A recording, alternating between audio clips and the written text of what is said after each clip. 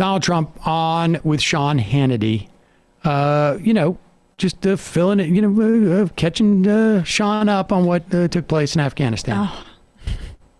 I thought it would maybe run through bureaucracy. It doesn't. You need somebody up there that they're going to respect. So when they say, oh, he talked to the Taliban, you remember they were criticizing me. They criticized me when I talked to Kim Jong Un. Well, President Biden told me it's the single biggest problem we have. I said, have you ever called him? Have you ever talked to him? No, I haven't. He did try, but it was not receptive on the other side. But it was receptive with me. Now, we were supposed to have a war, and probably a very big nuclear war. I get along with him great, and I got along with him great. He doesn't like Biden much, I'll tell you that. But I got along with him great, and we had no problems. You remember that. We were virtually, remember the big button versus the little button and the whole thing.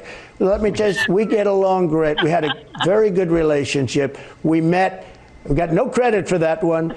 No problem. By the way, South Korea, I got them to pay billions of dollars. Billions. We're protecting South Korea. They're very wealthy. They built the ships. They built the televisions. They do everything. They're very rich. They were paying us nothing. I got them to pay billions and billions of dollars because we're protecting them from North Korea. And I had a very good relationship with President Moon and all of the people in South Korea. In fact, they liked me and I liked them. But I said, why are we doing this for nothing? This is honestly like talking to this is like talking to, I don't know, some drunk guy in a bar. It's just like, wait, no, dude, we were talking about Afghanistan. What are you talking about? Right. You've lost track of we had those stories. No. This all wraps up together. The point is, I know what I'm doing.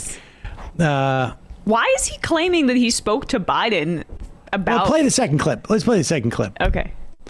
I mean, he's basically saying listen, that I worked with them. I didn't. They came in and they did all this because they didn't like Biden. In caravans and other ways. What's happening? So I never saw anything so stupid in my life. Wait, is this number 2? Until the last few days with Afghanistan. That blows the stupidity of the southern border away. What happened and what is happening in Afghanistan is unbelievable.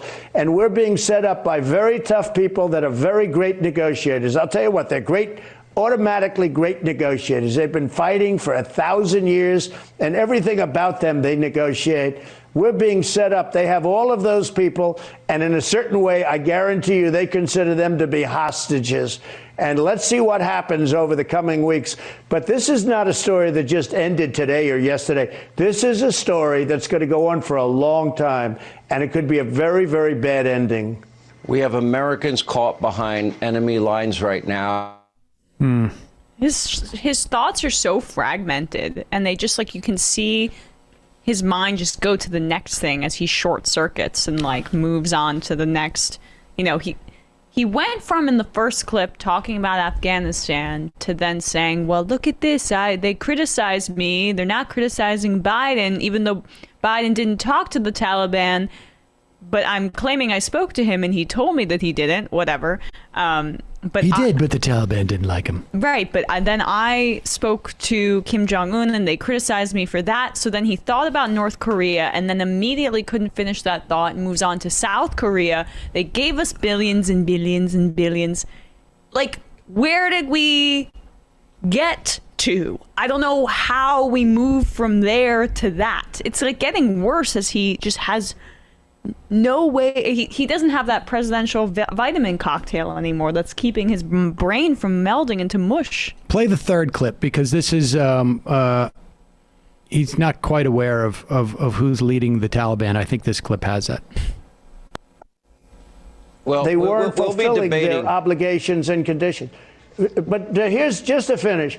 The people come out first. Then I was going to take all of the military equipment. We have billions and billions of dollars worth of new Black Hawk helicopters, brand new, that Russia now will be examining, and so will China, and so will everybody else to figure it because it's the greatest in the world. We have brand new Army tanks and all sorts of equipment, missiles. We have everything. I was going to take it out because I knew they weren't going to fight. Just one thing, and I have to say, and this is different from everyone else, I said, why are they fighting? Why are these Afghan soldiers fighting against the Taliban? And I was told some very bad information by a lot of different people. The fact is, they're among the highest paid soldiers in the world. They would. Tell us, Eric Prince. Yeah, now he doesn't. There was another clip where he doesn't know who's running the Taliban now, and it's actually the guy he let. He asked the Pakistanis to let out of prison in 2018. Billions. Who had basically been Mullah Omar's partner in Kandahar 20 years ago,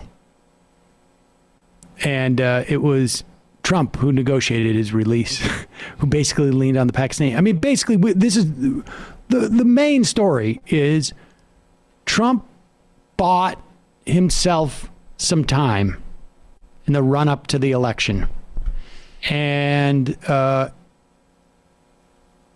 in favor of strengthening the Taliban in an extraordinary way, releasing 5,000 prisoners, releasing their leader, and the deal was this. You don't do anything until I'm gone, or you don't do anything until my second term, till May of 2021. And that's basically what happened. He strengthened the Taliban, which is not to say that none of this would have happened, without that. I'm sure more or less would, but probably not as in dramatic fashion. And that's basically the story. I'm still glad that we negotiated this exit. We needed to get out of there. But he's not even aware, I think, of what he did. Folks, there's more of what you've just saw where that came from. That's if you hit the subscribe and like button. Thank you. Really, thank you.